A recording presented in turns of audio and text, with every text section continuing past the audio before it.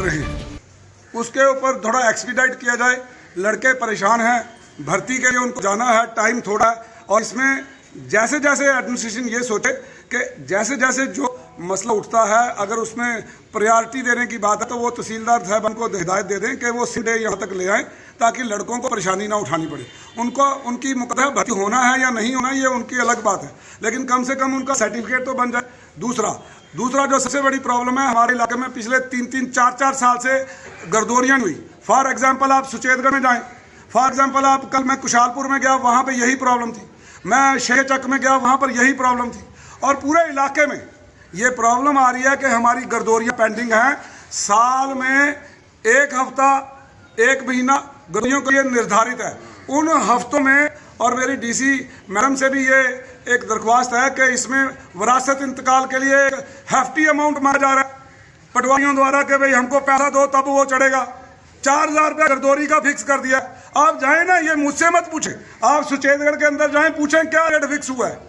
तो फिर ये बात हमने इनको बतानी ज़रूरी समझी कि ये हिदायत दी जाए तहसीलदारों को कि पटवारी लोग अपने दफ्तरों में बैठ के नहीं बल्कि गांव में जाके ये गर्दोरी करें, ताकि लोगों के घरों तक वो सहूलियत जो सरकार ने दी है वो पहुंच सके इन लेटर एंड स्पिरिट। और वो एक डेटें जो गवर्नमेंट ने मुनक्कद की है, मैं उन डेटों के हिसाब से आपको कहना चाहता हूँ कि पटवारियों को उन डेटों में आप अपनी मीटिंग्स मत रखें, चाहे वो डिप्टी कमिश्नर ऑफिस है, चाहे वो एसडीएम ऑफिस है, चाहे वो तहसील ऑफिस है, उनको फ्री रखा जाए और वो उनको गांव वाइज लिस्ट बना दी जाए और गांव में ये लगा हो कि कितने दिनों में वो लेगा। और फॉर एग्जांपल विरासत का इंतकाल चढ़ाना है तो विरासत इंतकाल के लिए डेट ऑफ एप्लीकेशन से विदिन 10 डेज उसके घर में वो पहुंचना चाहिए। एक उसके फादर की डेथ हुई है, ऊपर से हम उसको परेशान करेंगे, ये चीज़ें अच्छी नहीं। थैंक यू सर, बहुत शुक्रिया।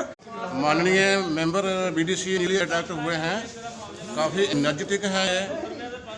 तो इसमें इन्होंने जो इशू रेज किए हैं आज, एक तो इशू ये इन्होंने रेज किया कि बॉर्डर के सर्टिफिकेट जो है बच्चों को वो जल्दी दिए जाएँ।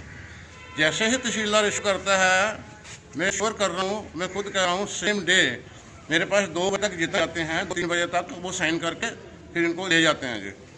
शाम को अगर कोई आता है 4-5 बजे, अगर मैं नहीं हूँ तो वो नेक्स्ट डे हम सुबह कर देते हैं। 1 दिन से ज़्यादा कभी लेने की कोशिश होती है मेरी सेम डे हो जाए। दूसरा इशू रहेगा ये कह रहे हैं गर्दौरियों का। देखो कुछ एडमिनिस्ट्रेशन की मजबूरियाँ होती हैं। सुचेतगढ़ में 107 विलेजेस हैं, ऐसे सभी लोग हैं जहाँ पूरे 107 पूरे डिस्ट्रिक्ट भी कई ऐसे डिस्ट्रिक्ट हैं जहाँ 107 गाँव टोटल हैं। तो ये हमारी एक ही तहसील में 107 विलेज हैं, बड़ी तहसील है। और 55 विलेज ऐसे हैं जहाँ पटवारी तैनात ही नहीं हैं। ये मसला हमने पूरी पहुँचा दिया है।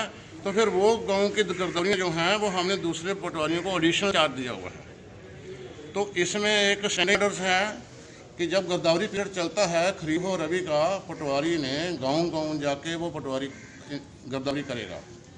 मैं तहकीकात करूँगा, अगर किसी पटवारी ने गर्दौरी नहीं की हुई है तो मैं उसको सस्पेंड करूँगा, मैं स्पेयर नहीं करूँगा उसको। तहसीलदार स्टेशन से बाहर है, तहसीलदार अगर स्टेशन से बाहर है, वहाँ हेडक्वार्टर नायब तहसीलदार होता है, वो तहसीलदार काम करेगा रूटीन का in the capacity of tehsildar headquarter. Sir आज तहसीलदार साहब भी नहीं है, नायब साहब भी नहीं है, तो लोग परेशान हो रहे हैं। नायब तहसीलदार की कहीं मजिस्ट्रेट ड्यूटी लगाई हुई है एनआईए के साथ, आपने सुना होगा, रेड पढ़ रहे हैं जी, तो वहाँ मजिस्ट्रेट लेना होता है जरूरी।